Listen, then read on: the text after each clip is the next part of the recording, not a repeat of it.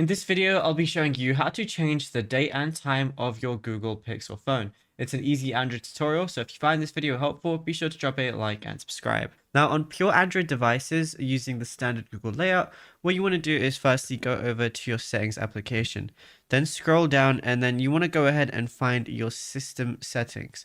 So just go over to that, or if you don't see system, you might see general management. Go over to that. Then what you're going to see is date and time as one of the options. Go over to that. And if you're on automatic date and time like I am right now, if you want to switch it yourself, all you got to do is turn it off like so. And then over here, you're going to be able to set the date to whatever you want. And then as well as the time to whatever you want as well. Because let's say the automatic date and time is bugging out, or you just want to set it manually yourself, you can do it yourself very easily. Just make sure automatic date and time is turned off, and then you'll be good to go. You can even change if you want automatic time zone on or off, and if you want to use the 24-hour format, since some countries don't use that. And yeah, it's as simple as that. Now, if you found this video helpful, be sure to drop a like and subscribe, and check out other tutorials on the channel as well.